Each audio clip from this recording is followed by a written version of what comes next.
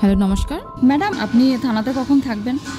আসলে আমার বাড়িটা থানা থেকে অনেকটা দূরে, তো কেসের ব্যাপারটা জানার জন্য একটু যেতাম। না, থানায় আসতে হবে না। আমি একটা পোর্টাল বলছি, ওখানে লগ ইন করুন আপনার ফোন নাম্বার দিয়ে, myFIRstatus bongaPD.com, বা প্লে স্টোর থেকে পুলিশ বন্ধু অ্যাপটা ডাউনলোড করুন।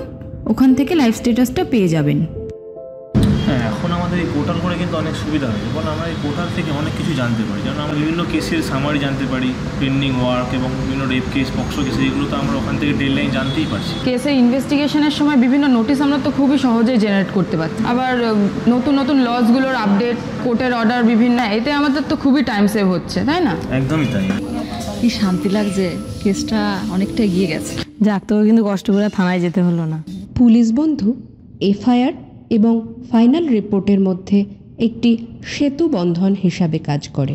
আপনার একটা পক্সো কেস 7 দিন মধ্যে চার্জশিট জন্য পেন্ডিং আছে, ইনস্ট্রাকশনস দিয়েছি, ওর উপরে কমপ্লায়েন্স দেবেন। নমস্কার, আমাদের বনগাঁও পুলিশ জেলায় পুলিশ বন্ধু নামে একটা পোর্টাল মাননীয় মুখ্যমন্ত্রী অনুপ্রেরণায় শুরু করা হয়েছে। তদন্তের ট্রান্সপারেন্সি এবং কোয়ালিটেটিভ সুপারভিশন আনাই এর মুখ্য উদ্দেশ্য।